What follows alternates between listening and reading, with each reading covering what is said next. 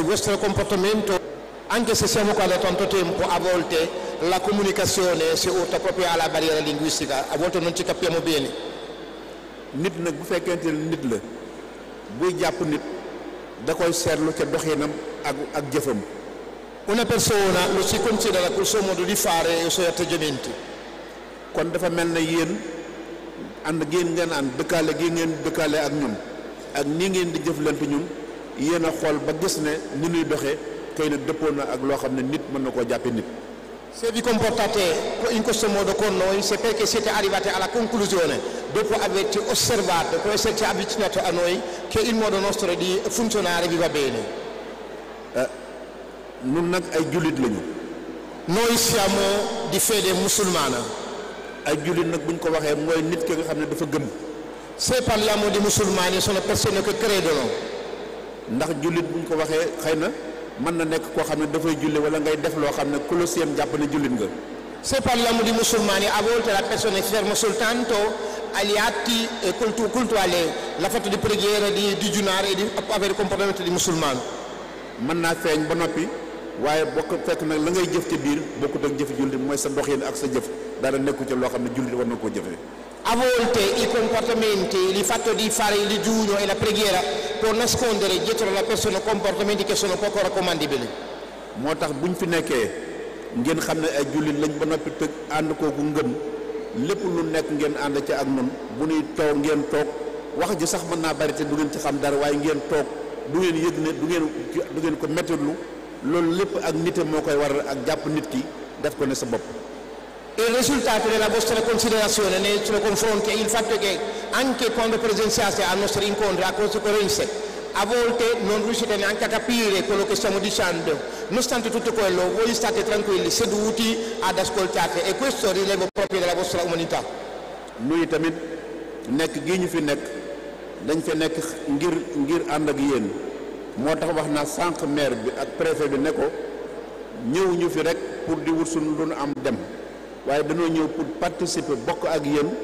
ci lépp loo xam ne dafay développer dëkk bi. Vorrei ricordare, come l'ho detto stamattina in comune davanti alla giunta municipale e al sindaco,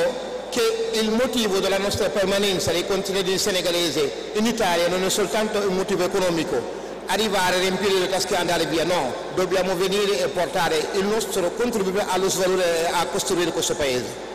wax nañu ni tamit tey bis la boo xam ne xëy na dañ fiy def ay référendum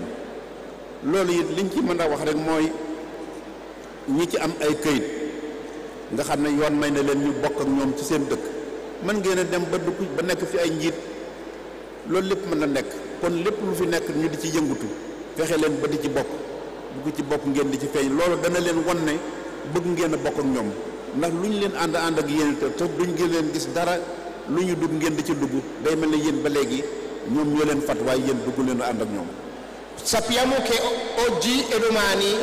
ci sono le elezioni e il referendum, quindi io lancio un appello a tutti i cittadini senegalesi che hanno acquistato la cittadinanza italiana di andare a votare, perché siete cittadini, avete il dovere civico di andare a votare, quindi mi raccomando, se potete andare a votare, perché non dobbiamo soltanto essere pedine, lasciare le altre scegliere al nostro posto e votare, e ti dà proprio la possibilità di esprimere la tua scelta, quindi andate a farlo, e questo rinnovo proprio la loro considerazione nei nostri confronti. ngeen xam ne li nga xam ne mooy li ngeen ñu joxit danañ fexe ba mérité ko mooy lépp lu fiy defar danañ ci ànd lépp lu yàqit danañ ci mucc xale yi soog a ñëw nag nga xam ne ñoom itam dañuy soog a agsi buñ ñëwee nañ topp ci mag ñi bu ñu yàkkamti ndax alal xaalis jumtukaay la rek waaye du jëmukaay. Dobbiamo comportarci in modo più giusto possibile per meritare la vostra considerazione, perché quello che fate non è una cosa di poco, e mi raccomando soprattutto ai giovani che sono appena arrivati di farsi assecondare dalle persone che li hanno preceduti qui. biñ doon dem ci këstaraay yi danañ wax ne sénégalais yi jàmbaar la ñu xëy na jafe-jafe bi ñu am rek mooy ci njaay mi waaye léegi nag tàmbali nañ dañu wax ne am na ñu ci dugg ci ay drogue am ñu ci dugg ci yëf di jël alali jàmbur te loolu na ngeen xam ne loolu saa bu lawee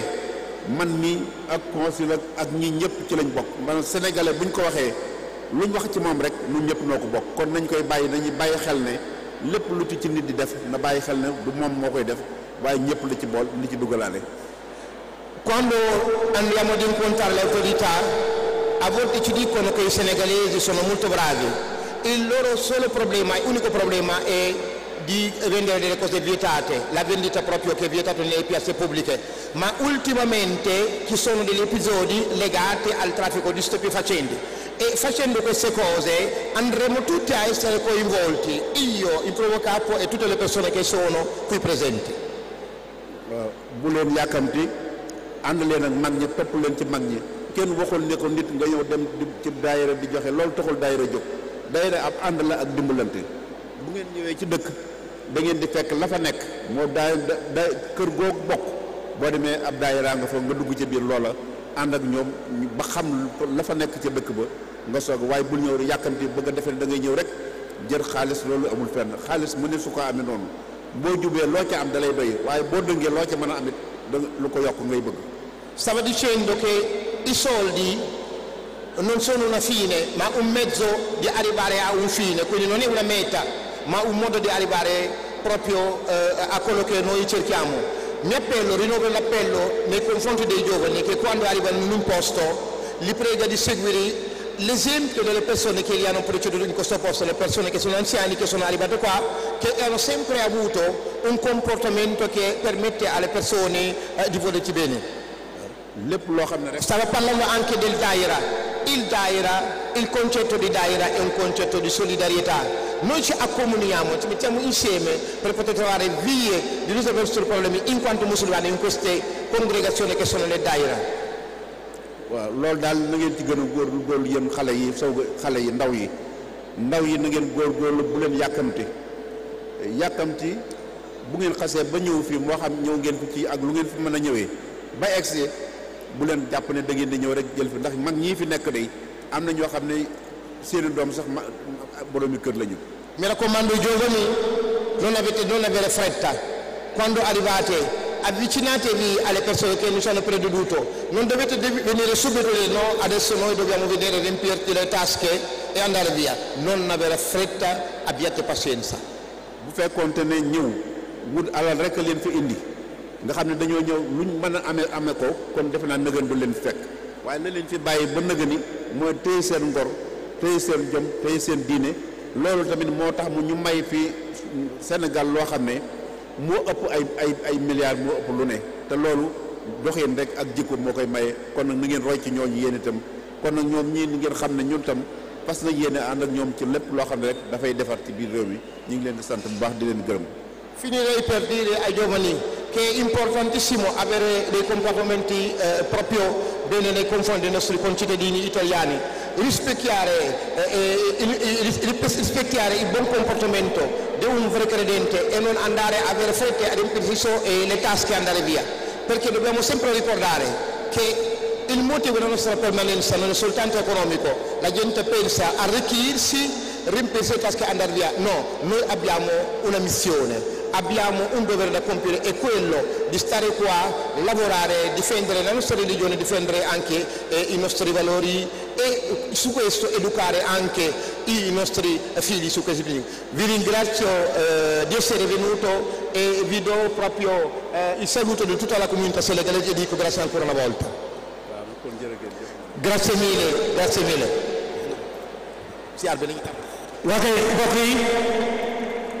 Con ñu ngi sant bu baax a baax Serigne Mamor. Cari amici italiani, grazie della vostra presenza, siamo rimasti davvero contenti e vi ringraziamo anche gli enti che rappresentate qui, è davvero un onore avervi qui, davvero. Grazie alla CISL, CGIL, all'Università di Brescia, al Daira Ansar, alla comunità musulmana italiana. Dottor Pallavicini, grazie davvero, grazie e al prossimo anno inshallah, grazie davvero. Kon mbokk yi dafa am na caabi oto buñ fi for oto Opel caabi yaa ngi nii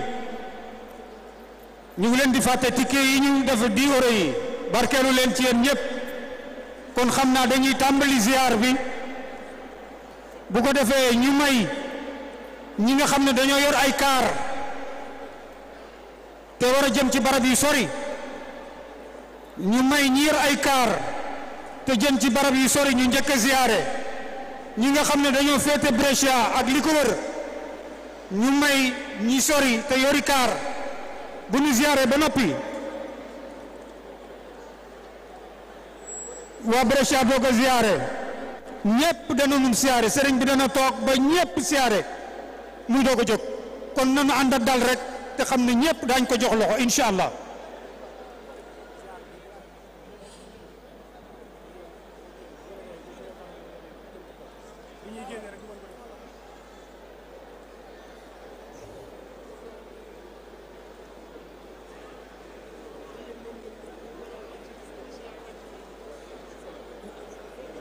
ah am na ñu bëgg a wax sëñ bi rek jox ko kàddu waaw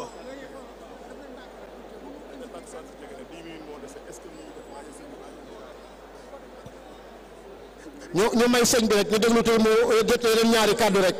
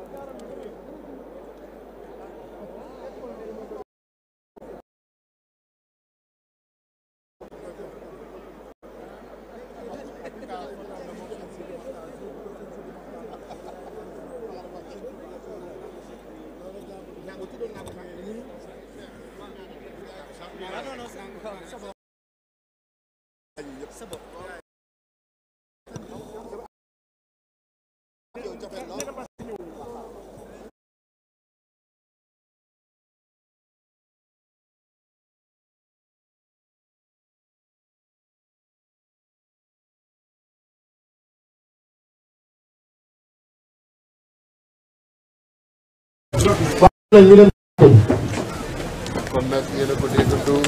ñoom jubal ci jàkk ji julli ji waaw